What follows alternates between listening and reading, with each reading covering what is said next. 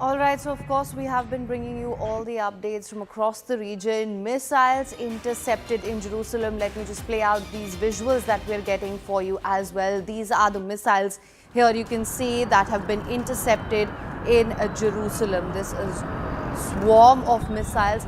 Remember, Israel is known for its coveted Iron Dome. These are the missiles which were intercepted here in Jerusalem. Let's move on then. The United States has also released footage of an attack on Iran. These are the latest visuals which were released by the United States. Some thermal imaging that we are seeing here as well. So these are the latest visuals which were released by the US CENTCOM. We are able to make out some sort of damage that has been done here, as you can see in the thermal imaging on your screens right now. Then there is the Israeli attacks on Lebanon. Remember, Lebanon is a war-weary country. It is once again bracing itself for the impact of what's happening in the region. Now, these are the Israeli attacks that we have seen on Lebanon. Remember, the Hezbollah has been involved in the fight again, and we're going to see the mobilization perhaps of the axis of resistance as well.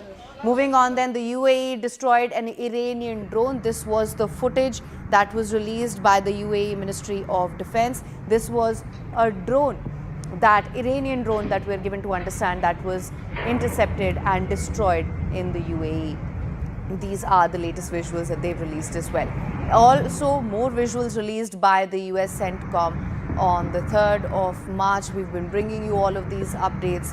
These are from previous interceptions that the US CENTCOM has released these videos. So moving on then, as more and more breaking information comes in, they are saying that they're all ready for a long war. The US says we can fight a forever war. Iran, we are ready for a very long war. This is what the United States is saying right now. So this is Operation Epic Fury that is very much in motion still in the West Asia region.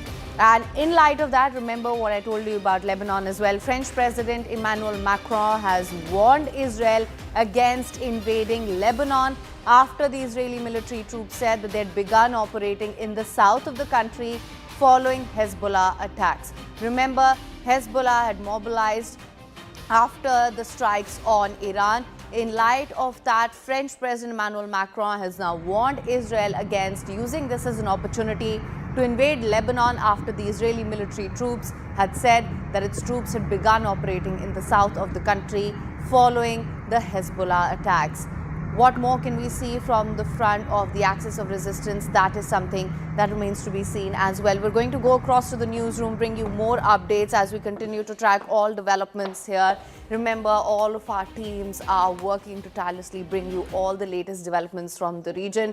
We have Siddhant here in the newsroom with us. Siddhant, let me come to you on that as well. There a warning by French President Emmanuel Macron saying that this is not going to be used as an opportunity for Israel to invade Lebanon.